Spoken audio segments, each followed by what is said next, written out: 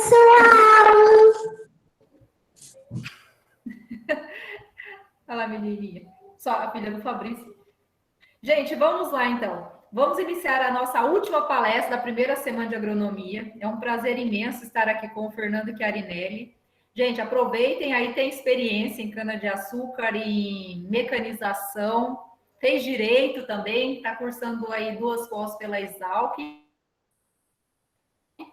Dele, no começo eu pedi o currículo dele, ele falou que não tinha, só eu por fora que eu já sei, imagina. Mas enfim, então é um prazer imenso estar aí com o Fernando. Ele vai estar falando para a gente sobre meiose, prepara o plantio. Tem bastante tempo que ele tem experiência em cana já, então ele possui graduação em Engenharia Agronômica pela Escola Superior de Agronomia de Paraguaçu Paulista, ESAP, e graduação em Direito pela Pontífica Paraná.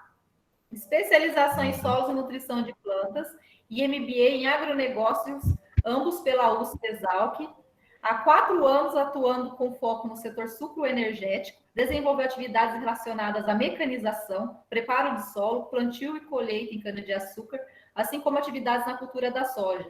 Atualmente ocupa o cargo de consultor técnico comercial pela Simoagro, atendendo a região de Lençóis Paulista. Muito obrigada, Fernando Chiarinelli, pela sua participação, disponibilizar de seu tempo em plena sexta-feira à noite, um pouco do seu conhecimento. Deixo aqui meus sinceros agradecimentos em todos os nossos alunos da faculdade, toda a direção. Muito obrigada. Passo a palavra para você e manda o show aí, que eu só estou aqui na escuta. Beleza. Queria agradecer aí as guerreiras e os guerreiros da sexta-noite, a resistência aí. Muito obrigado.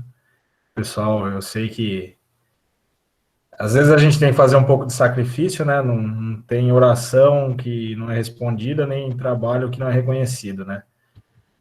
Queria agradecer aí toda a equipe aí da faculdade aí, Cristo Rei, agradecer em especial você, doutora Monique, pelo convite, tá?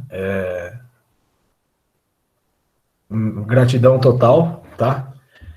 Meu nome é Fernando Henrique Chiarinelli, como a doutora já disse, eu sou formado, tenho 2 graduações, né, em Direito e também em Agronomia, formei em Paraguaçu Paulista e pela PUC na parte de Direito, né. Tenho essas 2, a especialização e o MBA, certo? Eu estou há 4 anos no setor sucroenergético, trabalho mais focado em cana, mas eu participei também de plantio de grãos, a parte de grãos, tá? A gente realizou, na antiga empresa que eu estava, plantio de 3.500 hectares de soja, no sistema de meiose, tá? Eu, pessoalmente, né, com particular, eu nasci e fui criado no meio da cana. Quando eu nasci, eu fui morar numa colônia, então acho que vem daí um pouco da aptidão, tá? Então vamos começar aqui a apresentação, certo? Eu fiz aí um roteirinho.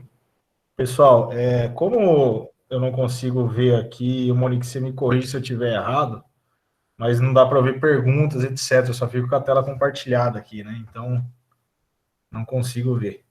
Enfim. Isso, as perguntas ficam para o final, Fernando. Beleza, então vou ficar tranquilo. Pode ficar tranquilo. Então, eu vou fazer aqui, pessoal, um overview aí, para falar bonitinho numa sexta-noite. Sobre o que é meiose, a rotação, eu coloquei como rotação, mas eu falo rotação de cultura, tá? E se a gente for pegar ferro e fogo, a meiose não é uma rotação de cultura, mas a gente trata ela como se fosse porque ela tem alguns conceitos que está dentro da rotação, tá? Depois vamos abordar um pouco de secação, eliminação de soqueira e todas as partes aí de aplicações e tratos que você tem que fazer dentro da meiose para obter sucesso na cultura e na atividade, tá? Uma mensagem que eu queria passar para vocês nada do que eu falar é uma verdade absoluta. A gente, como agrônomo, tem que entender que aquela resposta padrão do depende ela é verdade, tá? Não existe uma resposta absoluta. O que eu posso falar aqui agora, ele pode valer ou não valer para você, pode valer para onde você vai, ou pode não valer, ou pode ser uma base. Eu fiz uma base de custos aqui, ela pode ser mais cara ou mais barata, depende da tecnologia que você usar, depende de como você vai cuidar da sua lavoura, mas basicamente, pessoal, independente de que você se direciona, o que você vai fazer, né? Acho que todo mundo já ouviu falar de ter o capricho, o timing, né? Então, isso aí é o que vale no final das contas. Mas, enfim, para contextualizar, a minha apresentação é baseada numa lavoura um pouco tecnológica, então ela tem um custo mais alto, tá? Mais um retorno também, né? Não tem como você ter um retorno alto sem investir. Isso aí vale para qualquer coisa no mercado, tá? Então vamos lá. Meiose, rotação e conceitos. Para quem não sabe, a meiose, fizeram esse nome lindo, maravilhoso, meiose, método interrotacional ocorrendo simultaneamente. Ou seja, você planta uma linha de cana, deixa um vão, uma ou duas, tá? O pessoal tá chamando de linhose quando planta uma. Nossa, que criatividade, mas tá bom. O importante é estar no jogo. E deixa um vão, um espaço, onde você vai fazer a cultura intercalar. Então, interrotacional ocorrendo simultaneamente, porque você planta as duas linhas de cana, ou uma que seja, e deixa esse espaço onde você vai fazer um plantio de uma outra cultura, tá? Eu coloquei aí um trecho da revista Cultivar, só para vocês terem noção que a meiose não é algo novo, tá? E até para contextualizar, a meiose é antiga, né? É uma prática bem antiga, na verdade. E por que a meiose não deu certo? Por questão de paralelismo. Antigamente, como é que você ia fazer uma sucação decente, reta e paralela sem um GPS? Né? Eu acho que tem tratorista hoje que diz que faz. Eu não acredito muito não, mas tudo bem. E hoje, com o GPS, com toda a sistematização, com o georreferenciamento, com as tecnologias que surgiram, viabilizou, né? E inclusive até a evolução dos próprios plantios de a lavoura branca, que o pessoal fala, ou até mesmo que o pessoal costumava fazer muito o amendoim. Então a gente vê aí intercalar lavouras de interesse econômico, tá, pessoal? Tenham sempre em mente que o tripé da sustentabilidade, uma das partes dele é o interesse econômico, tá? A gente pode amar o que a gente faz, mas se não ganhar dinheiro fica difícil, né? E ela se tornou uma estratégia, porque eu vou explicar, mas ela barateia custos da melhor qualidade, né? Então, é para vocês entenderem que é um assunto que está em voga, tá? Então, por que a gente faz? Aí, no aspecto da rotação, como eu havia dito antes, a gente fala que é uma rotação, mas não é porque, né, tem todo aquele conceito de plantio, sucessão e rotação. Mas, enfim, para quem planta 3, 4 ciclos de cana, que pode chegar a 8 anos, 9, 10, alguns 4, 5, independente. Consequentemente, então, vamos por aí 3 ciclos de 5 anos, que é pouco, 15 anos. Então, você der uma quebradinha ali, já tá bom. Então, você faz uma quebra do ciclo de pragas, né? Aí, no caso, as pragas que mais interferem para o pessoal aí que trabalha, ou que conhece, que tem um certo conhecimento na cana-de-açúcar, o migdolos, né, são pragas de solos, fenóforos, que é um problemão, o metamasios também, que é um pouco mais recente, aí, mas ele fica alocado mais nos restos culturais, a cigarrinha, né, a Marranarva fimbriolata, e a broca, que é a Diatreia sacaralis, e em alguns locais são problema de broca peluda. Não é uma piada, juro. Fixação biológica do nitrogênio, tal do FBN, né? Então, se você plantar uma leguminosa, óbvio, porque você pode fazer uma meiose com uma outra gramínea. Eu, particularmente, não acho interessante, porque você não está quebrando o ciclo de praga e nem revezando ali, né, as plantas. Mas, né, uma gramínea com uma leguminosa, ok, 2 gramíneas, eu já não acho tão interessante, mas tem gente que, como eu disse, não existe verdade absoluta. E a ciclagem de nutrientes, né? E isso aí, acho que até que o pessoal estava falando agora há pouco, né? A promoção da melhora da microbiota do solo, uma coisa que vocês vão ouvir falar muito, tá? Vocês estão na faculdade, eu acho que isso aí, até puxar um gancho, essa parte de biológicos e etc., isso aí é uma revolução que já existe, mas o pessoal está acordando para isso, né? Cada vez mais usando. E essa aí é uma outra revolução do agro que tem aí. Não se fala muito, mas vocês podem pesquisar que as multinacionais estão investindo. Pega uma Singenta gigante da vida, está investindo, estão comprando os pequenininhos, tá? O preparo do solo, né? Você vai fazer um preparo do solo decente, porque você vai pôr uma outra lavoura lá. E o que ela acontece? O que acontece? Qualidade no plantio. Por que tem essa qualidade no plantio? Porque a muda está do lado, né? Para quem nunca viu muito a parte de cano plantio, antigamente o que você fazia? Você ia num talhão, cortava, ia fazer o transporte, pegava com a carregadeira, joga, ia não, faz muito isso ainda. Pega, joga dentro de um caminhão, o caminhão vai até o talhão e põe, faz outra leira e vai distribuindo. E isso aí, o que acontece, gente? Você danifica a planta, você danifica a gema, né? Que a cana nasce na gema, então você danifica. Isso aí, você está perdendo qualidade do plantio. E está do lado também, né?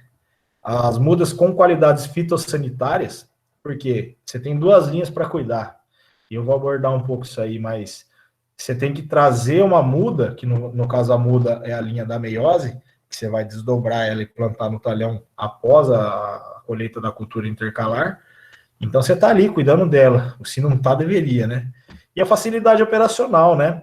Que, como eu havia dito, ela ocorre hoje por conta do advento do GPS. E por que eu vou falar de soja?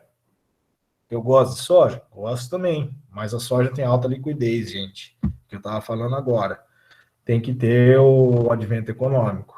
Então a soja é assim, é simples de entender. Planta lixia, planta uma espécie exótica, bacana, para quem você vai vender? Você vai vender? Se você tiver um nicho mercado, você vai vender e ganhar muito dinheiro, muito mais do que soja. Mas para quem você vai vender? E soja? Para quem você vai vender? Qualquer lugar no Brasil, né? Então é uma liquidez muito rápida. E aqui, né, eu coloquei esse textão aqui do IDEA, do grupo IDEA, mas é mais para entender a importância e relevância da meiose. Às vezes as pessoas não falam, não querem falar, mas é isso aí. Aumento de 7,4% do cultivo de soja no estado de São Paulo. O que o pessoal tem falado muito aí no mercado, que São Paulo ainda está dando um boom e vai dar um boom maior de plantio de soja, tá, gente? Ainda mais agora com a soja aí, mais de 140, 150 reais. O pessoal, o produtor, é assim mesmo. O cara vê dinheiro, vê oportunidade, ele vai. E o pessoal tem muita área de reforma de cana, muita área de meiose, então a galera ela vai plantar. O que pode acontecer que eu tô vendo aí na prática? Aqui em Assis, pelo jeito nem tanto. Eu conversei com o pessoal, choveu bem, então já vai entrar no plantio aí. Mas ali na região que eu tô, tem um pessoal que é 20, 30 anos de cana e nunca plantou soja e agora vai entrar com plantio de soja, cara com mais de 1.000 hectares e aquele dimensionamento de equipamento. Resumindo, vai plantar numa janela ruim, perder produtividade, provavelmente dar um trauma. Tomara que não, mas... E as pesquisas sendo realizadas pela APTA. Aqui pela APTA eu estou destacando, porque é o caso do pesquisador Denis Arte Bolognese, que ele é especialista na parte de cana, mas ele está tratando essa parte da soja, especificamente em cima de palhada de cana, que é uma coisa que eu não vou abordar muito aqui, gente, mas é bacana vocês terem isso em mente. Quando você põe uma cultura em cima da palhada de outra, às vezes você pode ter alguns efeitos, né, que não está na cartilha, não está na apostila, entendeu? Eu, no caso, a gente já teve ano passado um problema de plantar aveia branca em cima de palhada de cana. E alguns falam que foi lagarto, outros que foi o preparo, mas não é, pode ter sido uma alopatia, não sei, sabe? Não tem muito caso, muito estudo, muitas experiências com isso. E aqui mais esse artigo aqui que eu coloquei, né, do Congresso da Sociedade Brasileira de Economia, Administração e Sociologia Rural. É de 2012, gente, isso aí. Então, lá em 2012, eles estavam falando da meiose, mas como um aspecto para pessoal familiar. Cara, se o familiar está ganhando dinheiro, por quê, né? O grande também não vai ganhar dinheiro, ou o médio, ou o pequeno, que seja, né? Então, ele teve aumento de 26% para 48% na renda líquida. No caso específico, ele fala do amendoim, só que ele abre uma brecha para falar aí também de outras culturas intercalares, né? No caso aí, ó, cultivo de soja nas áreas de reforma de canaviais contribui para a redução de problemas ampliados a partir de erosão. Que aí você tem aqueles conceitos, né, gente? É cobertura o tempo todo, você tem cobertura no solo, entendeu? E aí você tem até a promoção de descompactação pelas raízes. E aí a rotação pode ser efetuada após o final da colheita de cana. O que ele está falando aí? Por volta de outubro e novembro e colheita planejada para janeiro e fevereiro. Basicamente é assim, gente, quando você planta soja, fim de setembro, outubro, ou deveria agora, né, com essa chuva, tudo bem, ano passado também foi complicado. E aí quando você vai plantar essa cana, você vai plantar ela na pior época possível, meio do ano. Por quê? Porque você vai desdobrar ela em março, abril, que é quando você vai fazer o plantio dessa cana. E então, mas por que precisa fazer isso? Porque precisa dar um tempo, né? A fenologia natural dela, você precisa dar um tempo, e plantar no meio do ano é complicado. Mas é o que a gente conseguiu, né? Que o setor conseguiu basear para ter o crescimento de fato, para você conseguir. Quando fala desdobra, é cortar, muda e plantar, tá, gente? Às vezes alguém não sabe aí, eu não tenho muita familiaridade. Então, basicamente é isso. Junho, julho, meio de ano, uma época seca, você vai ter que plantar. É difícil, porque você vai fazer o preparo, você corre o risco de fazer o preparo, né, numa época muito ruim. Mas, enfim, vamos lá. E aí, o planejamento, gente. Então, você precisa classificar corretamente o ambiente de produção. O ambiente de produção, né, se divide de A, B, C, D, E. Coloquei um F aí, mas não utiliza, tá? Resumindo, basicamente, para quem não conhece, o ambiente de produção A é aquela terra filezinha, terra roxa, com CTC alto, com V% legal, com índice pluviométrico legal, geralmente com uma topografia legal. E o E é aquela terra mista, de areia fina com areia grossa, que nunca chove, né? É a mesma coisa que plantar na praia. Só falta água de coco e o mar. E aí, alocação varietal de acordo com o ambiente de produção, que é essa tabela que eu coloquei para vocês, tá? Essa tabela aqui, isso aqui é uma exemplificação, se vocês quiserem dar uma estudada e tal. Existe o pessoal que é especialista nisso aqui, gente, acho que eles dão risada dessa tabela minha aqui, que na verdade eu peguei de um amigo também. Mas, enfim, é um bom balizador. Por exemplo, para quem não conhece muito, a 6928, RB 966928, é a cana mais plantada no Brasil, tá? Ela é de 96, 1996, e ela é a cana mais plantada, porque ela é a que mais responde. Aí vocês podem ver, o Fernando, mas você está aqui a classificação precoce, né? E que é início de safra, para você colher ela em início de safra, que seria ali abril, maio, né? Mas também está aqui em ambiente C e D, que é aí realmente é a terra mais mistona ali, não mistou de areia fina com areia grossa, mas é um mistão. E você está colocando ela aqui também no ambiente um pouco mais restritivo. Se você der comida para ela, der a nutrição, ela vai. Se você não der, é igual ser humano, né? Também nesse aspecto. Não deu a boia ali, começa a apresentar algumas doenças. No caso dela, ela apresenta carvão.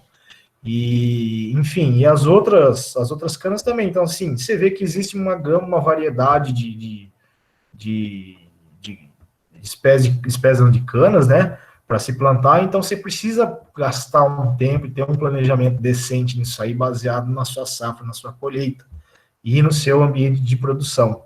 E a escolha de mudas saudáveis. Então, não adianta também, gente, você plantar cana, o pessoal faz muito isso aí, tá? Pega uma cana velha, uma cana de mais de ano, e quer plantar ela. O que acontece? Isso aí é fisiologia, né? Os professores podem explicar muito melhor. Ela já não está numa atividade celular bacana para ter uma brotação. Ela já está num ponto de maturação ali que não é. A fisiologia dela não está para aquilo naquele momento. Se você pegar uma cana mais jovem, ela vai estar no momento que ela está se desenvolvendo, as células estão se multiplicando, então ela vai ter uma brotação bacana, né? E a taxa de desdobra, o que é a taxa de desdobra? Eu vou usar aqui como exemplo o espaçamento de 1,5 m para cana, mas existe espaçamento de 1,4, né, 1,40 m, e o duplo alternado, o duplo combinado, que é 90 centímetros por 1,5 m. Aqui no caso eu vou usar 1,5 m por 1,5 m, tá? E a taxa de desdobra é basicamente assim: para cada linha de cana da meiose que você planta, quando você cortar essa muda, quantas outras linhas ela vai plantar? Aqui no caso eu vou usar 1 para 8, que eles falam. Então, uma linha de cana vai plantar 8 ruas, certo? Mas existem várias outras taxas de desdobra, existem para menos e existem para mais. Tem gente que fala que faz um para 20, né? Tem gente que fala que faz um para 10, tem gente que fala que faz um para 4, principalmente no mecanizado, que é mais complicado mesmo. Infelizmente, a mecanização na cana-de-açúcar para colheita, beleza, bacana, mas para o plantio a gente está muito longe do que seria um plantio de grãos. E aí, beleza, o que eu estava falando, né? Planejamento. Ah, beleza, vou fazer meiose, Fernando, tá bom. O que você vai plantar ali no vão? Ah, vou plantar soja. Aí, gente, vamos lá. O que você vai plantar, né? Para quem trabalha com soja, ou planta, ou conhece, que variedade, né? Você não vai pôr qualquer variedade. E vamos ser sinceros, a gente tem aula aí e tudo, mas quem não coloca uma soja sem tecnologia hoje, uma Intacta, uma RR? Difícil, né? Ah, faz a área de refúgio, pouquíssimos fazem, mas enfim, não estou aqui para discutir isso. Uma coisa que eu gostaria de falar é análise de solo. Gente, é bom, viu? Faz uma análise de solo lá que compensa o dinheiro. E o dimensionamento do equipamento, porque se você põe lá, vamos pôr 1,5 m, e aí tem 8 ruas. Então, na verdade, esqueci de comentar isso com vocês. São 2 ruas aqui e 2 ruas aqui. Você não deixa próximo, você deixa espaço para 2 ruas. Para 2 ruas para plantio, tá, gente? Então, em vez de 8, você vai ter 16, ao dobro, porque eu plantei 2 linhas. Se eu plantasse uma linha aqui e uma aqui, seria 8, 8, 8, tá? E aí, no caso, seriam, então, 16 vezes 1,5, 24 metros. Aí você vai ter que tirar, vamos pôr aí, 0,7, 23, vamos pôr 23 metros de vão, tá? 23 metros de vão. Por que eu tirei 0,7? Porque é o espaço do rodado dos equipamentos da cana, né? Que vai estar as 2 linhas aqui e vai passar o rodado dos tratores aqui. Então, vamos pôr 23 metros dividido por 0,45. São 50,45 espaçamento de soja aí, vai. São 51 linhas de soja. Então, se você tiver um equipamento que planta 10 linhas, você vai dar 5 passadas e vai sobrar uma, né? Então, assim, essas contas que tem que fazer, meio chatinho, mas tem que fazer. Ou você remonta, ou você faz o que der também. E a compra de insumos, gente, que é uma coisa que a gente não aprende muito na faculdade, infelizmente. Até porque são bastante coisas que a gente tem que aprender na faculdade, mas dê uma pesquisada, faça um estágio aí, quem ainda não ingressou no mercado de trabalho, tá? Eu falo porque eu penei com isso, tá? Não tô falando como um cara que saiu sabendo de tudo, não. E até hoje eu não sei tanto assim, não. E então, a compra de insumos, basicamente, dentro do planejamento, é o time. Geralmente, semente de soja, para quem comprou, quem trabalha com isso, aí março que é o bom, entendeu? Compra em dólar, tem que ficar ligeiro, o dólar tá caro, vou fazer um barter, entendeu? E aí, beleza. A simulação que eu vou fazer aqui com vocês, a continha, põe isso na cabeça, quem quiser anotar, que vai ser o exemplo da palestra, da apresentação inteira. É uma área de 50 hectares, teórica, hipotética, com uma taxa de desdobra de 1 para 8, então para cada linha de cana são 8 ruas, e a cultura intercalar é soja, certo? Vamos lá. Deixa eu ver aqui só. Então, o que você precisa fazer? Onde secar? Seca esse bicho aí. O que você vai usar? O glifosato.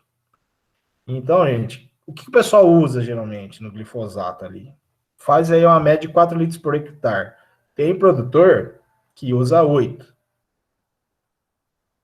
Né? Não vou, eu acho um pouquinho demais, mas tá bom.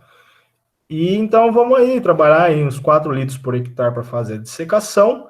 Em 50 hectares, você vai ter que fazer a pulverização. De preferência autopropelido quem tiver, quem não tiver se vira.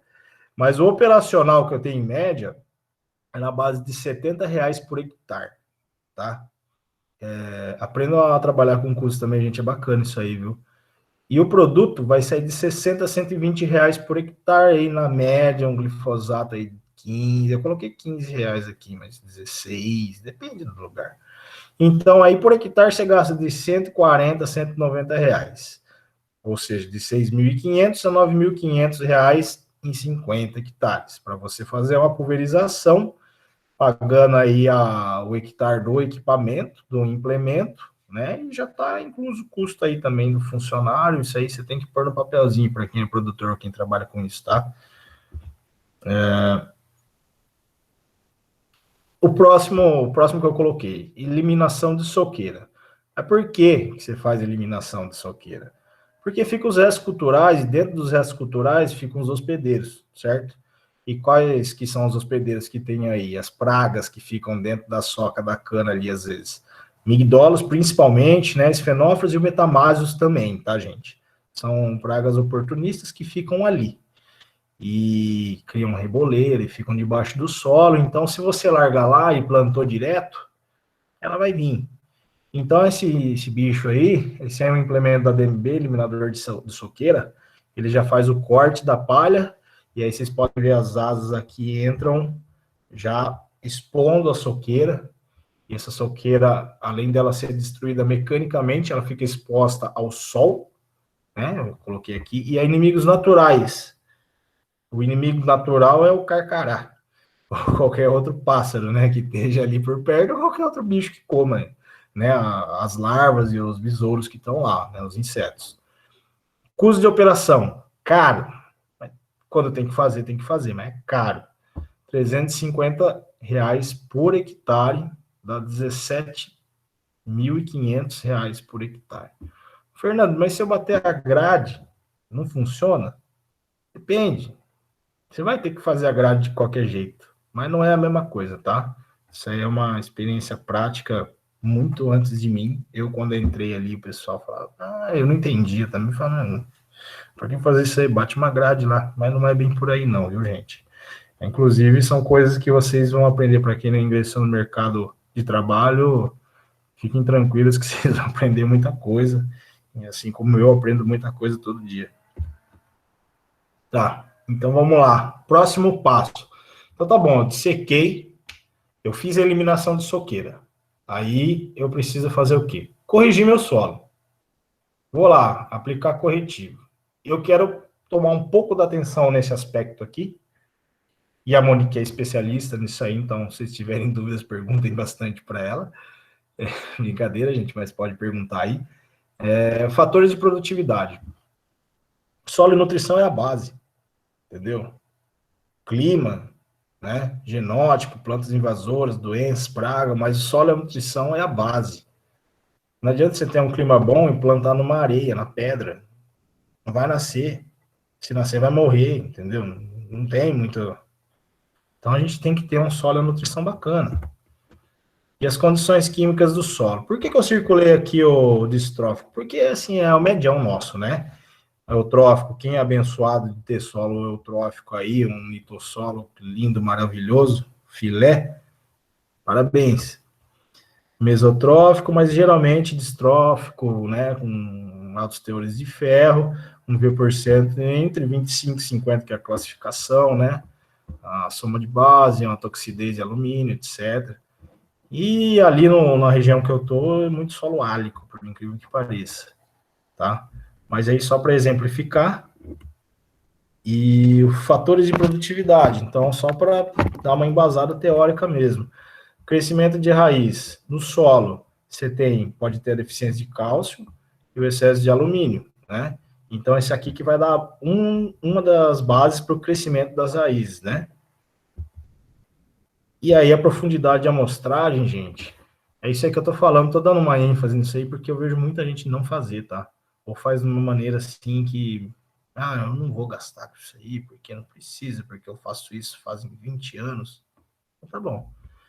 Então a gente vê aí, né, do professor Otto, a amostragem de 0 a 20 a definição de calagem, né, para você fazer o equilíbrio, 20 40 aí para eliminação de toxidez, e o que se fala muito pro pessoal do plantio direto, de 0 a 5, que é o perfil de correção, né, que se fala muito aí da microbiota, de fazer aquele trabalho de correção de perfil de solo, né, principalmente no plantio direto, onde você trabalha menos o solo. Aqui, no caso que eu estou citando, a gente vai meter uma grade, meter um subsolador, tem que fazer. E vocês vão entender por quê. E aqui a retirada de subamostras, né, Esse aqui do professor também, só para exemplificar, né? Parte de expansão, o pessoal tem feito de 0 a 25, 25 a 50 centímetros, né? Mais importante é o quê? Ficar atento nisso aí, tá? A mensagem que eu quero passar para vocês. Mais do que técnica, vocês vão ter a capacidade de procurar, entender que existe. E aí os métodos de calagem aí, isso aí, um pouco de receita de bolo, mas é super importante. Pasmem, poucas pessoas sabem fazer isso aí, tá? Aqui no caso, que eu estou mostrando método de calagem, né?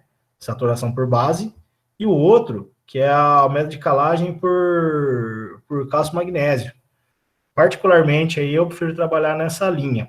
Mas por que eu estou mostrando isso para vocês? Para vocês ficarem meio ligeiro, tá? Porque o que acontece? Olha aqui do professor Fábio Vale, doutor Fábio Vale da Exalc, ele dá esse exemplo aqui, fala, ó, eu tô com um solo argiloso a V% de 40 aí, né? E aí, o que eu preciso fazer? Aí ele faz os dois métodos de exemplificação, tá, gente? Na calagem, pelo cálculo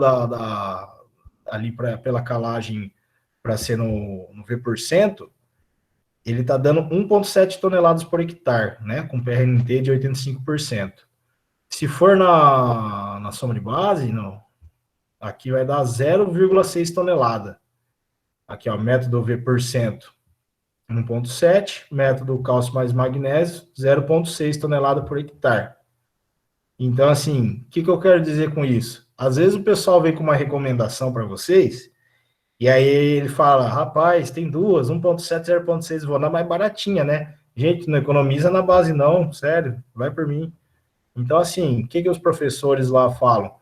Vai na que dá mais. Só toma cuidado para olhar o desequilíbrio aí. O professor Fancelli, ele fala muito isso aí, né? Você tem que trabalhar o equilíbrio dos nutrientes aí, principalmente essa relação cálcio, magnésio e potássio, né? Que está dentro ali das somas. Então você tem que tomar muito cuidado, porque às vezes você quer subir muito o V% ou muito as bases, e você acaba desequilibrando isso aí. E aqui, ó, beleza, critério. Se alguém quiser depois isso aí, ó, do VIT do Machado, 2014, tá? Se vocês quiserem isso aí, eu posso disponibilizar o Conversa com a Professora. Esse é o material dos professores aí, mas eu acredito que dê para achar na internet fácil, tá? Se você ir pela saturação por bases, você vai usar para milho, algodão e citro 70, que é um milho, eu não conheço, não tenho familiaridade muito com algodão e muito pouco de citros, mas milho é uma cultura muito técnica, ela responde muito. E aqui soja e cana-de-açúcar, V% a 60%, né? E aqui dentro da soma de cálcio e magnésio, vai trabalhar soja, milho e feijão 3 e a cana também a 3, tá? Aí vocês veem aí a fórmula. Batata. Então, a aplicação de calcário mais gesso. Vamos lá, voltando para custos, né? Eu quis dar esse ênfase aí. Correção de solo, o aumento do V%, aumento da ação de base, cálcio, magnésio e potássio. Nessa relação é receita de bolo, mas é o que se respeita 1 para 3 para 9. E a redução da toxidez do alumínio, certo? Custo de operação mais o insumo, né? R$ 720 por hectare, média aí, para você fazer. Uma aplicação aí, não precisa ser um John Deere 230 cavalos, mas tá bom. E aí um calcareador aí, existem vários métodos de você fazer a aplicação por taxa variável ou taxa fixa, que já é interessante, tá? Mas isso aí não custa R$ 720 por hectare, R$ 36 mil a área total.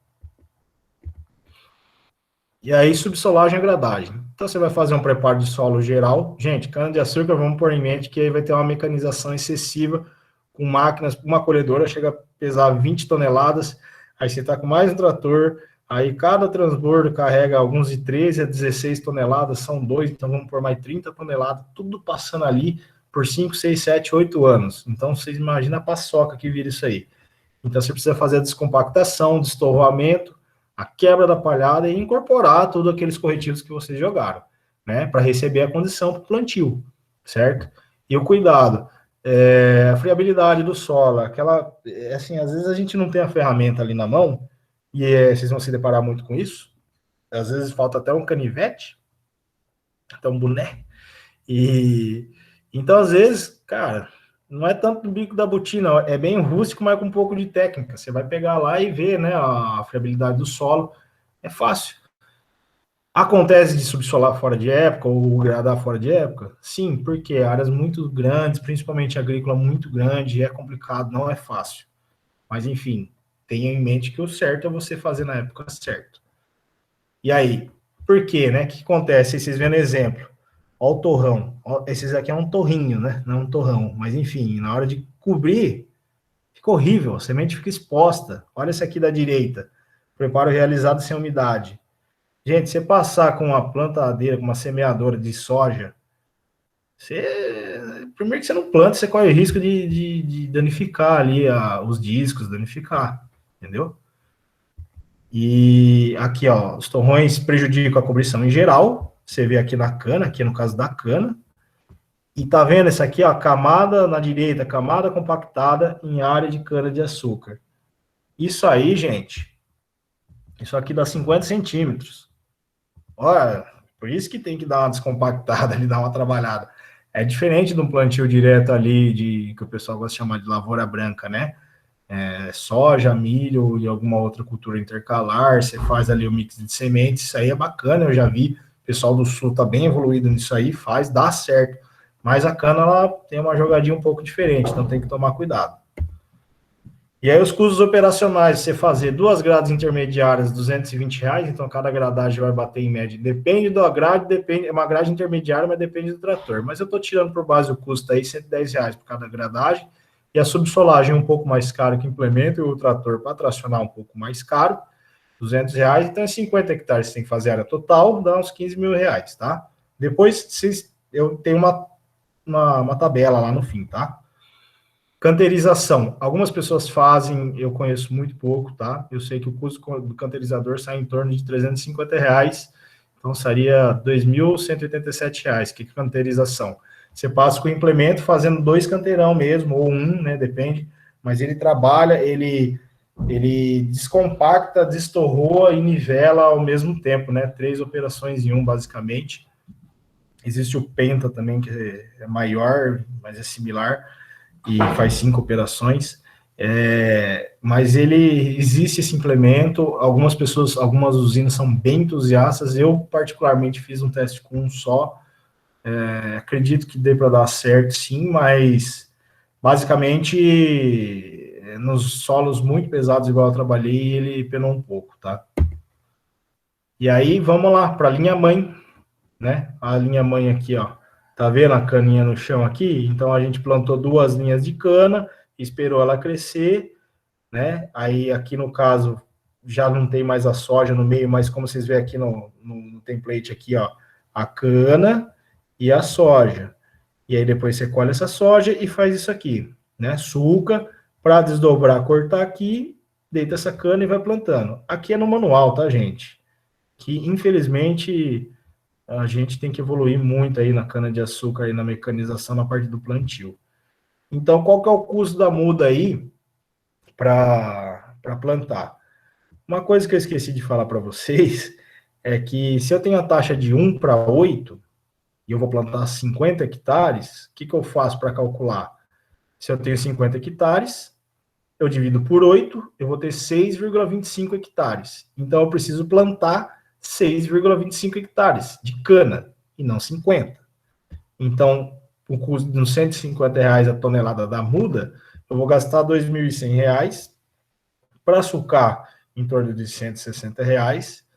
E aí, uma adubação, eu joguei esse fosfatado aqui, gente, mas é que eu somei, mas esse fosfatado, na verdade, deveria ter ido lá mais ou menos na época junto com o preparo.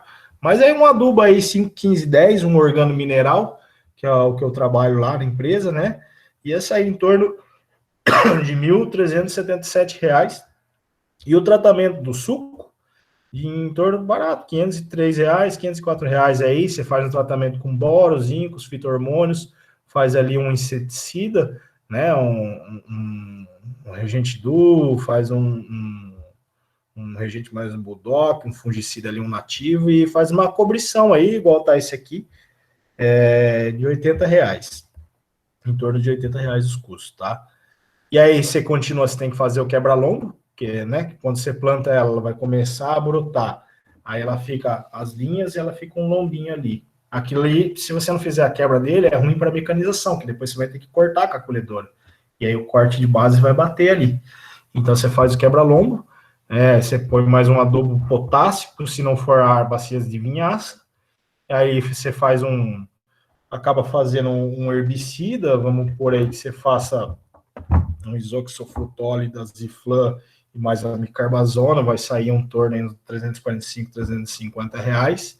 Os inseticidas de planta mais micro, né, para você fazer ali o protetivo contra broca, contra cigarrinha, né, mais o micronutriente que é para dar um up na planta, e a irrigação, porque, gente, vai plantar em junho e julho, tá seco, ela não vai vir. Então, precisa fazer uma irrigação, tem que ter isso em mente. E esse é os 300 reais por hectare. E você vai fazer em torno de 3 vezes, para mais. Então, vai ser uns 900. E o apoio, que é comum, que você tiver uma estrutura aí para quem planta soja aí, né? Sabe que você precisa ter um apoio. Às vezes a gente não põe no papel isso aí. E os custos da soja por hectare, tá, gente? Vamos por aí que você vai plantar preparo de solo, que você vai fazer ali nos vãos, né? Na verdade, teoricamente, esse preparo de solo ele já está fora. Por quê? Porque eu já fiz o da cana. Então, você faz uma mescla de custo. Essa que é a sacada. A correção de solo também está dentro. Mas é sempre bom você ter a matriz do seu custo, tá? Semente, uma semente com tecnologia, tá? Que essa lavoura aí que eu tô colocando tá meio carinha, mas assim, não é que tá carinha, é um investimento que precisa ter. Você pode fazer mais barato, Fernando, mas eu não gasto isso aí. Tá bom, tá dando certo? Ok, continua. Não tá dando certo? Rever o conceito. Ah, eu gasto demais, mas tá dando retorno? Tá, beleza. Não tá, então rever o conceito. Fertilizante aí, põe um adubo aí comum, uns 400 quilos aí, 0,4 da vida aí, e o operacional vai gastar em torno de 220 reais. É que aqui também, gente, eu estou baseando uma matriz de custos com uma plantadeira, uma semeadora a vácuo, tá? Com um sistema aí Precision Planting, etc, né? Um trator bacana. E a colheita aí que eu tenho visto o pessoal cobrar em torno de 2,5 sacas por hectare, certo? E aí os tratos culturais que eu colhei, R$ 825 em torno de 4 aplicações, que é o que geralmente o mínimo que a soja exige, tá? Você vai ter que fazer um fungicida ali de cara e você vai trabalhar dentro do estágio fenológico da soja, tá? O professor Francelli, ele é muito categórico em falar isso aí, é um dos caras que mais entende de soja aí no Brasil. E ele fala, você vai trabalhar pelos estágios fenológicos, não vou lembrar exatamente quais, tá? Mas você já vai começar ali e fazer e já põe o melhor fungicida que tiver, entendeu? Põe lá e para dar um protetivo mesmo, porque existem, né, estudos aí, você pega uma ferrugem e chega a tirar mais de 50%, existe casos de 70%, 80%, dizem até 100% perde a lavoura, né, tem que acionar um seguro, sei lá. Então, já tratamento de soja aí, é por isso que o pessoal fala que às vezes a soja está um pouco mais evoluída, né, porque eles tratam mesmo. E aí, galera, tabela de valor, número, quem não gosta aprende a conviver com isso aí. Então, vamos lá, na cana, por hectare, R$ 2.100, só de muda. Então, 6,25 hectares, porque 6,25, porque eu dividi 50 hectares por 8, certo? Então, vou ter muda, sucação, adubação, cobrição. O tratamento de suco, na verdade, o tratamento vem antes aqui da cobrição, tá? Micronutriente, fito-hormônio, inseticida, fungicida, quebra-lombo mais adubação, aí herbicidas em geral, inseticida na cana que já está emergida, tá brotada, 3 irrigações. Vocês podem estar se perguntando, mas por que tem esse monte de número aqui? Isso aqui são produtos, tá? Se alguém tiver interesse, pode entrar em contato. Por que eu não estou abrindo aqui o produto? Porque é antiético. Apesar de eu ter um trabalho comercial, eu também não posso, eu usei assim a matriz de custo, mas esses custos também não é um juro por Deus, tá?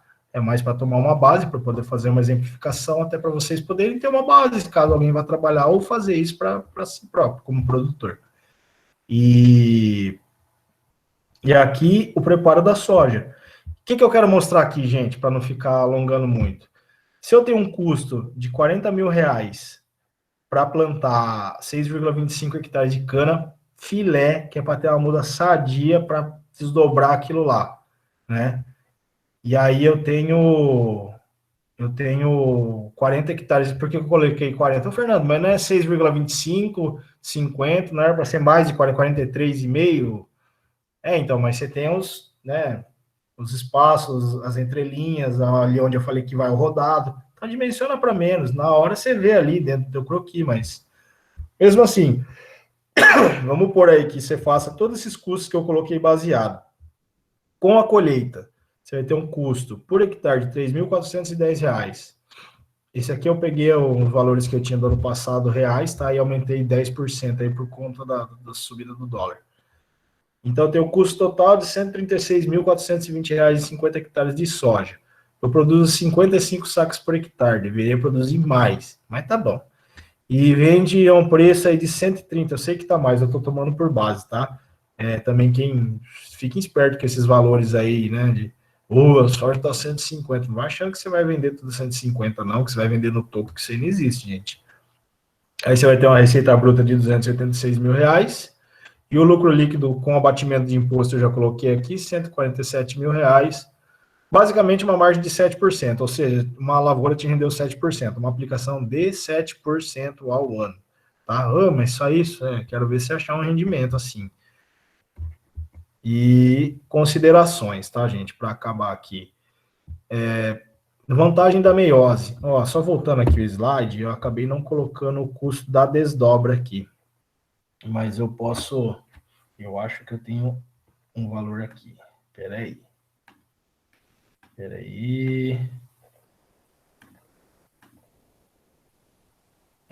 Uma diária cobra, vou fazer uma conta rápida para vocês. Uma diária custa R$ 130. É isso. Você precisa de 3,5 diárias por hectare. 3,5, 14 vezes 130, 1.857 vezes 3. Acho que é isso, 2 contos mais ou menos. Enfim, vai subir aí mais 500 por hectare. Então, mesmo assim, você ainda vai ter uma cobertura aí. Então, vantagens agronômicas em geral. O giro rápido no fluxo de caixa, que é o que eu estava falando da alta liquidez. Você vai pegar todos os insumos, pegar aquele valor, pegar aquele crédito, pôr na tua terra, plantar, vai cultivar, e lá em fevereiro você vai colher, em março, já fez um giro no caixa, gente. É dinheiro rápido, dinheiro disponível rápido. E ali você vai ter um ganho agronômico monstruoso, que é o que eu tinha comentado no começo, quebra de ciclo de praga, ciclagem de nutrientes, você vai ter um trato muito bom, que você está tratando bem da soja, você vai tratar ótimo da cana, coisa que ela não está acostumada, na maioria das vezes, né? E vai ter a fixação biológica de nitrogênio, nivelamento, né? Um abatimento de custos, igual eu coloquei aqui, custo total de 50 hectares de cana, baseado nesse tratamento que eu dei, R$ 326 mil, plantar 50 hectares de cana. Descontando a soja, fica R$ 178.700, vai arredondando. Então, você já teve um abatimento de 55% na tua lavoura. Se você fizer tudo direitinho, você vai colher essa cana 8, 9 anos. É dinheiro no caixa, entendeu? Então, a gente tem que entender muito nisso aí, pensar muito nisso aí. Tem que ter a parte técnica, tem que ter o amor, a paixão, tem que ter, gente, mas você tem que pensar também no faz-me rir, né? E é isso aí, obrigado. Quem quiser perguntar alguma coisa, pode perguntar. Se eu souber responder, eu respondo. Se eu não souber, anota aí, me manda mensagem, me manda o WhatsApp, a gente conversa, tá? Monique, é isso aí. Show de bola. Parabéns, Fernando, pela excelente apresentação. Gente, já podem colocar suas dúvidas. Ele foi bem prático. Eu até tinha feito algumas perguntas das vantagens da meiose para esclarecer um pouco mais, mas ele já respondeu a maioria aí das perguntas. Então, é isso, gente. Você pode ver a diferença, a pessoa bem técnica. Ele já vai direto no quê? No que é e o que retorna. Então, para vocês, ficou bem assim, deu para perceber a diferença de outros palestrantes. Não que os outros não são bons, ou ele é bom, ou vice-versa, mas cada um tem uma parte técnica, ele conforme ao meio de atuação dele no campo, né? Então ele tem uma visão diferente para a gente ver as diferentes áreas que pode ser seguida na agronomia. Vamos para as perguntinhas. Deixa eu puxar aqui. Calma aí. Eita, fui na frente aqui. Puxei ele em cima. Ô, Monique. Oi. Tem aqui o Everaldo perguntou, acompanhou alguma área com aplicação de vinhaça localizada? Everaldo, isso aí é minha tese. Ah, é? Eu particularmente, desculpa até atravessar, tá? Não, pode falar. Particularmente, eu sou bem entusiasta da aplicação da vinhaça localizada, porque você já está trazendo o potássio da empresa, e aí você já está aproveitando uma operação, primeiro que você está, né, livrando aquela carga excessiva de potássio que tem, e quando você pega uma bacia de vinhaça ali, que a gente fala, você tem um desequilíbrio muito grande da relação ali entre o cálcio, magnésio e o potássio. E aí o que acontece? Você tem pouco açúcar, porque ali a relação das invertases ali para deslocar, né, translocar o açúcar das folhas para o colmo, né, tá totalmente relacionado os três elementos ali, os três nutrientes. Então, primeiro, você tem, né, uma aplicação mais racional de potássio. Segundo, você pode fazer o acréscimo de muitos outros nutrientes. O pessoal tem trabalhado com nitrogênio, mas eu, particularmente, sou entusiasta da parte de biológico, tá? Eu acredito que dá para ter um ganho muito grande com isso aí, e eu acho que a gente tem que fazer mais experimento, tem que trabalhar mais em cima. Quem é produtor, ou quem é comercial, ou quem é agrícola, a gente tem que bater mais em cima, às vezes tem medo, e não pode, a gente tem que ter essa geração de demanda, sabe? Então, tem sido mais responsivo que as técnicas convencionais. Olha, eu vi alguns casos, existe a Agroterena está com um trabalho muito avançado dessa parte de vinhaça localizada, tá? Eles têm um trabalho com biológico muito bacana. Então, no caso deles, eu tenho visto um trabalho bacana. Show de bola. Aproveitando a parte da vinhaça, que a vinhaça é rica em potássio. Esses dias eu peguei um aluno pedindo para ver a análise de solo, que era de área de usina. Só que nunca eu tinha feito análise de solo e jogando potássio com força. Ixi. Então eu estava totalmente desbalanceado. Falei, ou era de vinhaça ou não fazia análise de solo. Daí Tava chegou... 6 pontos, mais ou menos, 6, 7. Isso. E aí, já pegou alguma área assim? O que vocês fizeram?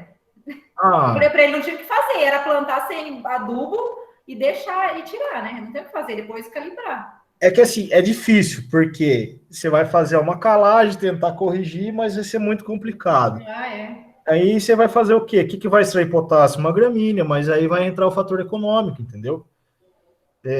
Planta uma gramínea lá, tudo bem. Na teoria, eu vou plantar uma gramínea para ter uma extração de potássio, maravilha. E aí? Entendeu? Exatamente. Daí você vê como que a pessoa desperdiça o cash. Aí eu falei, gente, porque desbalanceou, olha o tanto de dinheiro que ele jogou fora do que daí caiu a produção também. Cai. Falei, perguntei o que fazer, vai plantando até regularizar. É uma via de duas mãos. Na mesma mão que ela melhora, em excesso ela piora, é igual remédio. Né? Não tinha o que fazer. Eu também falei, não tem o que fazer, não. Uhum. Da Eduarda pergunta: muitos produtores que guardam sementes da última colheita, assim como a cana, no caso, com o passar do tempo, interfere alguma coisa? Sim, né? Você fala. A rama, no caso, né? A muda. A muda? Ah, sim, não. A muda da cana é a seguinte. Cortou. O tolete, no caso, né? Que assim, que seja o tolete, né? Sim. O tolete ou a muda, né? Cortou, plantou. Esperou muito tempo ali, já era. E aí, se falar no caso, se for a cana no chão, a meiose, que é um parâmetro bacana, vamos por aí 9 meses. Eu já plantei cana de mais de ano. E a brotação vem ruim, sabe? E depende muito de variedade. A cana tem muito esses macetinhos, vai muito de variedade, muito de ambiente, mas não é bacana. É fisiológico. Você está plantando um negócio velho, sabe? Quanto tempo você acha que é o recomendado para plantar? Já cortou, já planta? Cortou, plantou. Cortou, plantou, né? Plantou. O ideal seria ser igual soja. Abriu o suco, depositou a muda, fechou. Não é isso que acontece, mas o ideal seria isso aí. Quanto menos demorar, melhor. É. O Everaldo, aqui, acho que é outra pergunta. Na sua experiência, tem trabalho mais com a meiose constituída de MPB ou plantio convencional? Prefere qual dos dois? Bacana, Everaldo. O pessoal está muito entusiasta aí no MPB. E eu acho bacana o MPB para fazer um viveiro, ele te dá uma muda sadia se você comprar num lugar bacana, ou se você fizer. O problema do MPB é que é caro, tá? Ele é caro, mas eu trabalhei um pouquinho com MPB e o que eu percebi da diferença do MPB, que a cana ela chega mais rápido, tá? Então você plantou o MPB, ele já vem a mudinha, e você plantou lá o tolete, o MPB ele chega mais rápido, então às vezes é uma estratégia de planejamento. Mas o problema é isso aí, assim, tem que ver a matriz de custo também para ver se compensa. Mas o pessoal tem plantado muito MPB. Eu tenho visto muito pessoal, muita gente plantando, muita gente fazendo o MPB, o próprio fazendo o tratamento em casa, né? E é uma alternativa, eu acho que a gente não pode, né, também só se basear em custo, que às vezes a gente se baseia só em custo e deixa de investir também. Mas eu tenho visto sim, o pessoal tá indo e eu vejo umas coisas bacanas, mas o MPB tem um problema também. Ele é pouco resistente à seca, então você precisa irrigar pra caramba, tá? Ele não tá rústico o suficiente, às vezes, né? É isso aí. O Fabrício ele pergunta em relação à parte, acho que você comentou de compactação. De quanto em quanto tempo é necessário fazer a descompactação do solo em área de cana-de-açúcar? Ah, É Fabrício, difícil, depende, basicamente depende. toda reforma, tá? Tem o pessoal que trabalha mais em solo muito arenoso. Eu não tenho muita experiência em solo muito arenoso, tá? Mas eu acho que vai muito do teu feeling, na verdade, da pessoa. Ela simplesmente abrir uma trincheirinha ali e avaliar, sabe? Abre uma trincheirinha e avalia. Eu vejo que, por exemplo, eu trabalhei com solos muito argilosos, 60%, 70%, 80% de argila. Então, assim, você pisou lá após chuva, compactou. Então, toda reforma, lei, subsolagem. Não tinha acordo. Agora, tem gente que diz que faz meio que diretão na Maia Arenoso. Não sei, eu nunca abri a trincheira para ver, tá? É difícil quando a gente não tá lá no campo, mas eu acho que tem que ter essa avaliação da trincheira em si para ver como é que tá o perfil, tá? Da Marcinha. Cana-de-açúcar prejudica. É boa essa pergunta. Cana-de-açúcar prejudica a qualidade do solo? Isso é um mito, na sua opinião? Ah, O problema depende, meu. O problema é como é o manejo, né? sim, isso que eu ia falar. O que prejudica o solo, a gente lambona. Nego lambão, esse aí prejudica o solo bastante. O cara que não tem noção do que está fazendo, que aplica de qualquer jeito. Porque a gente também não pode tapar o olho, tem muita gente fazendo coisa errada, né? O cara tem, igual eu falei, olha, eu não tenho pretensão de entender mais da lavoura dos outros do que quem é dono. Só que assim, eu coloquei lá o exemplo do glifosato de 8 litros, eu acho um pouco de absurdo. Mas tem cara que usa, sabe? Tem cara que eu já me deparei com pessoas que não utilizam determinada molécula de herbicida porque ele teve um trauma. E por que ele teve esse trauma? Não sei, entendeu? O que ele fez? Será que ele não aplicou errado? Ai, porque é muito fácil, às vezes, pôr só a culpa no produto. Mas o que você fez? A respeito da cana, o que acontece, né? Ou qualquer cultura semi-perenes aí. O Marcião mandou aí, um abraço, Márcio trabalha comigo. Valeu, Marcião, obrigado por assistir. A respeito da cana, o que acontece? As pessoas, às vezes, elas estão fazendo corte de custo. Então, ela deixa de fazer um tratamento, igual eu coloquei aí, e a cana exaure a terra. Qualquer cultura que você ficar colocando ali, põe, tira, põe, tira, põe, tira, põe, tira, o que vai acontecer? Você vai esgotar o solo ele precisa se revigorar, ele precisa ter uma carga de nutriente, precisa ter uma correção. Então, assim, a cana, ela é extensiva nesse aspecto de ficar de mais de 5 anos, às vezes, mas é isso aí. Tem que fazer adubação, tem que fazer o corte de soqueira, etc. É por isso que o pessoal fala às vezes, mas, né, ela deixa o solo pobre, né? Ela não é que ela deixou pobre, é que o produtor não investiu no solo, né?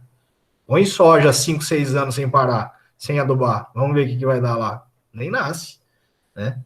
Isso é um ponto de vista que eu tenho é conforme a classificação de uso. Às vezes eu olho assim, eu tenho dó, eu falo de colocar tipo numa classe 2 a cana aí, sendo que poderia estar entrando com soja.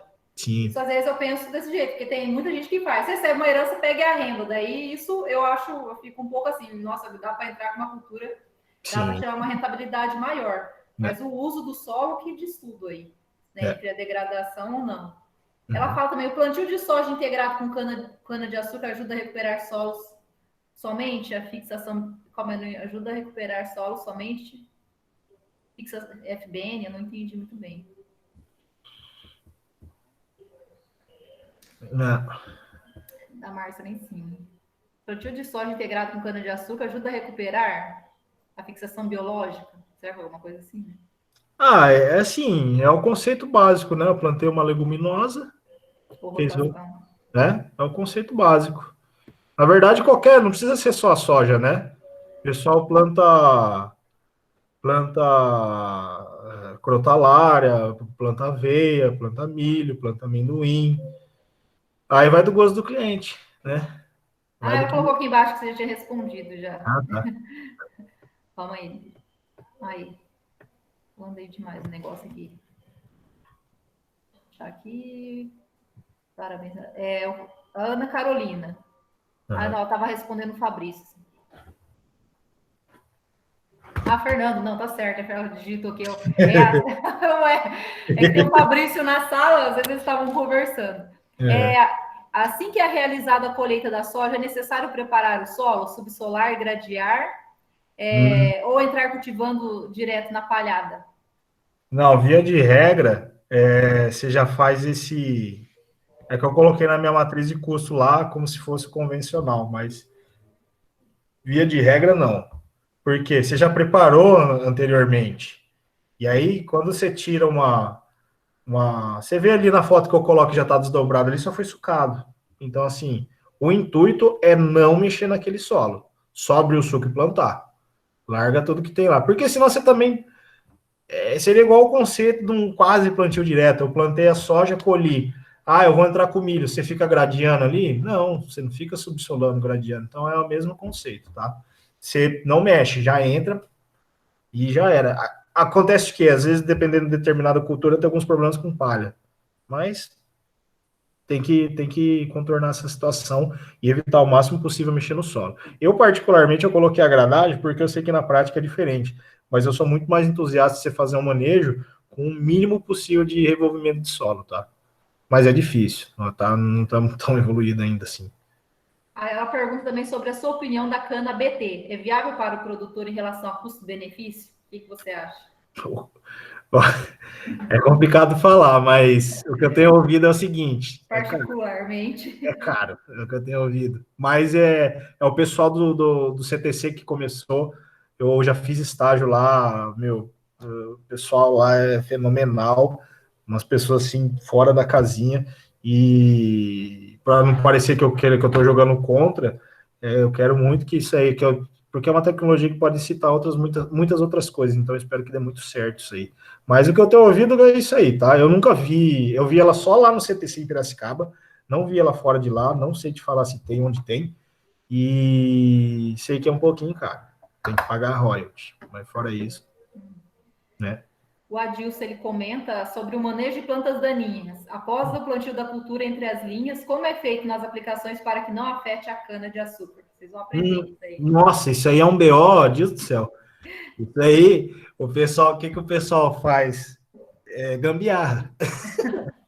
Faz gambiarra. Não sei se você já viu, na empresa a gente tinha montado, mas não só a gente. Você tem um pulverizador autopropelido lá, né? Lindo, maravilhoso. Aí ele passa no meio das duas linhas, né? Os rodados passam aqui e outro aqui. Aí o que faz? Faz uma capelinha atrás, que é para evitar a deriva e não cair o herbicida ali. Funciona? Funciona. Mas não dá, não. Dá uma travadinha sim. Por isso que é bom você fazer os outros complementos aí que perguntar de micronutriente, foliar. É sempre bom aí você ter para ele dar uma revigorada na cana, porque ela trava um pouquinho sim. Quem falar que não trava é mentira, né? E tem um problema muito sério aí que é o rendimento operacional. Você anda super devagar com o pulverizador. O pulverizador que era para andar 15 por hora, ele anda 3, 5, entendeu? Eu vou dar uma andada aqui, gente. A gente está meio de um tempo aí já. O Fabrício, ele pergunta qual a desvantagem da meiose, no seu ponto de vista? A desvantagem, mão de obra. Mão de obra, tá? Por quê? O pessoal, lá na região que eu trabalho, o pessoal faz muito mecanizado. mas mecanizado é complicado. O pessoal não gosta que eu fale, mas gente, mecanizado ele não é uma qualidade legal. E, cara, mão de obra. O cara vai ter que cortar cana no facão, vai ter que distribuir aquela cana no suco, vai pular suco, vai picar cana, sabe? Então eu vejo que a mão de obra é um desafio muito grande. E as pessoas, o setor como um todo, não só o cana verde, quer baratear o custo. E as pessoas também, assim, para que você vai cortar cana no facão? Só você ganhar muito dinheiro, né? Você vai lá no solzão, opa, eu gosto de cortar cana, viu? Acabou já essa época, né? Só se pagar. Se pagar, vai. Se não pagar, gente, ninguém vai por amor disso aí, não. Então, para mim, assim, particularmente, existem outras coisas, sim. Existe um desafio, uma desvantagem que é casar o ciclo da cana com o ciclo da soja, principalmente quando está meio desregulado igual agora. É um ciclo, é uma coisa bacana, ser difícil, é um desafio muito grande. Então, poderia ser até uma desvantagem, né, que o pessoal, que é difícil, sabe? Você casar o planejamento é difícil, então as pessoas desistem às vezes. Tem aqui do Márcio. Uhum. Do Márcio, ele fala, parabéns pela palestra. Ele gostaria de saber sua opinião em relação à produtividade e longevidade dos canaviais nas usinas que insistem em cultivar suas áreas no espaçamento combinado em relação ao espaçamento de 1,4 a 1,5. Grande abraço. Eu acho que assim, olha, eu vou correr um risco sério aqui de ser retalhado no futuro, mas eu nunca vi nenhum campeão de produtividade que tenha ideia com espaçamento duplo alternado. Nunca. Ponto. Existe. Eu vi uma reportagem que dá uma pesquisa lá da Exalc também, que espaçamento reduzido é normal que está tendo maior produtividade, mas o problema é as colhedeiras, né? Eu já ouvi assim, o pessoal que eu trabalhei aí, que entende muito, já fizeram experimentos falando que já teve um experimento que 1,20 m foi o melhor, mas a mecanização ficou inviável. E aí esse espaçamento 90 por e-mail, na teoria é lindo, maravilhoso, são professores muito bons que fizeram isso aí, sabe? Pessoas de renome que queria eu ter 1% do calibre dele, mas não dá certo, gente. Sabe, a prática é prática, a agricultura é assim, na teoria é lindo, maravilhoso, na prática, é isso que acontece. Então, assim, tem empresa que tá bom com isso aí? Tem, mas é exceção, entendeu? O resto que eu vejo, inclusive pessoas saindo do 90 por e-mail para voltar para 1,5. Eu vejo muito isso aí. E 1,40 geralmente indicado para solos mais arenosos, mas ainda assim tem gente que planta 1,5 até em solos um pouco mais arenosos. Já aproveita a pergunta do Denis aí, o Denis Canato. O que você acha do plantio com baixa densidade de gema? Você é a favor do não adensamento populacional? Denis, eu vi, acho que o pessoal da região de Quatá, se não me engano, tinha feito isso aí, né? Que eu acho que assim, quanto mais a gente puder economizar, seria melhor. Mas o fato é que a gente tem muito pouco estudo ainda em relação variedade e quantidade de gemas. A gente ainda usa muito a receitão de bolo, que até não estou desmerecendo, tá? Mas muito pelo contrário, que é o fundamento que o pessoal do CTC deu, ou da RB deu, assim, é fenomenal, só que a gente ainda tem muita receita de bolo por preguiça nossa mesmo, como produtor, sabe? De entender qual variedade vai mais gema, qual vai menos gema. Mas eu acho que assim, trabalhava com 12 a 14 gemas. Aí tem um pessoal que fala que faz um plantio com menos. Tem que, sabe, ter estágio, que a gente tem que estudar mais. Mas eu acho que assim, é válido porque você economiza, tá? Então, assim, dá um rendimento futuro maior. Em relação a foliares, está quase acabando aqui. Uhum. Em relação a foliares, deixa eu puxar aqui do Rafael. Parabéns pela apresentação. Você citou em sua apresentação a aplicação de micronutrientes via solo. É Sim. suficiente para o ciclo ou ciclos? Ou o que você comentaria sobre a aplicação? Todo o ciclo? Como que Suficiente? Não. se o produtor usina vai aplicar, é outra história. Mas, não, você tem que fazer ali uma aplicação do micronutriente na folha. E o pessoal faz corte. Pessoal não, né? A gente tem alguns tratamentos aí. Em corte de soqueira, você faz a aplicação, mas na folha também. Inclusive porque alguns micronutrientes, se eu não me engano, o boro e qual o outro mais que vai por difusão, o resto não vai, né? Se eu não me engano. Ou seja, eles têm que ser aplicados via foliar. Agora, desculpa aí, pessoal, não lembro de cabeça, mas enfim, é o boro e mais algum outro, que até dá para você fazer a aplicação dele em suco, mas não se indica muito. Mas o resto, via foliar, sabe? E a gente tem visto aí, tem trabalhos aí, produtor, o pessoal de Minas tem feito muito esse trabalho e tá dando resultado. O pessoal tá um pouco reticente ainda. Graças a Deus, essa indústria do foliar, ela passou por uma limpa muito grande nos últimos anos, porque surgiu, tudo era foliar, né? Foliar aqui, foliar lá, o cara vende qualquer coisa, era foliar. E hoje tem empresas muito sérias no mercado, então, assim, o pessoal tá ganhando uma confiança, entendendo que isso aí não é um produto a mais ou que alguém quer vender para você. Isso aí é um fator econômico que vai te dar um retorno, né? E eu acredito assim, tem que ter no ciclo sim, tá? Que ele tinha perguntado ali, você fazer uma aplicação de boro, zinco, fazer a aplicação de manganês, sabe? Tem que fazer. Principalmente quando você faz, às vezes, uma aplicação de herbicida aí para desintoxicar a planta, né? Tem que ter. Inclusive, existem aí na cana, o pessoal fala dos pré-maturadores, né? Que você nem usa o maturador mais, né? Acaba não usando o maturador. Você usa os micronutrientes para fazer aquela relação de invertase e armazenar o açúcar da folha para o colmo, né? Mais duas para a gente fechar. A Gabriela, ela pergunta: todas as variedades de cana podem ser aplicadas na meiose ou existem exceções? Eu acho que está muito mais relacionado ao ambiente de produção e a época de colheita que você vai fazer aí, tá? Mas é difícil falar todas as variedades, sabe? Tem variedade que tem um perfil baixo. Então, se ela tem um perfil baixo, de repente não é interessante você plantar ela para desdobrar, porque você vai ter poucas canas por metro.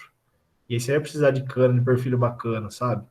Então, assim, eu não falaria todas, não, tem que observar. Eu não sou especialista em variedade, eu tenho amigos que são, tem profissionais aí no setor que são, e eles poderiam falar muito melhor, mas se fosse para eu falar, não são todas, não. Tá? Agora, para fechar com chave de ouro aí, a pergunta da Carol, que fecha a palestra, né? É possível que essa técnica aí ser utilizada 99% por produtores futuramente da meiose? Ah, não. Não, porque ela vai depender muito de condição topográfica também, sabe? Às vezes é tudo uma questão de estratégia, gente. É uma questão de estratégia, tá?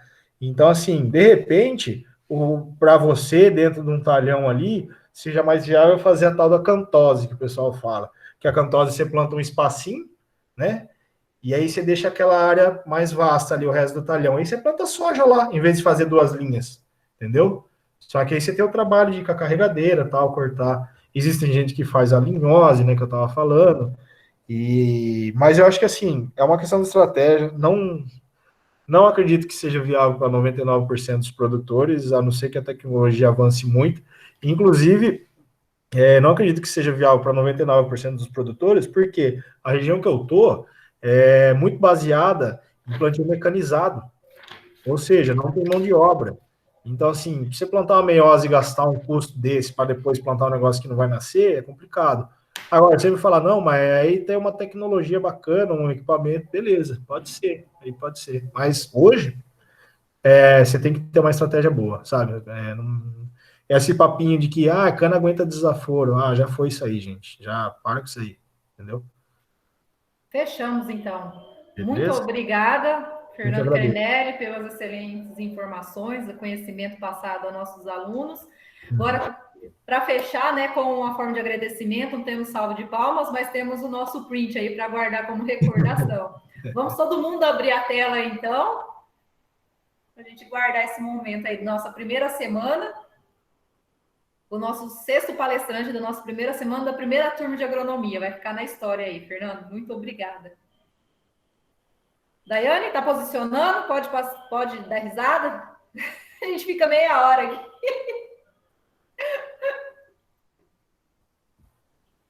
Parabéns, Fernando. Oh, valeu, Anderson. Ah, o Anderson estava aí. Oh, Valeu. esse manja, hein? Aí é verdade. E, Obrigada.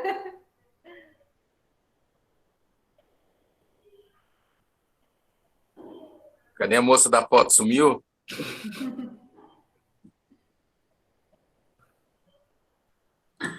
Peraí, gente, eu tô na última Ai. aqui. Com isso aí.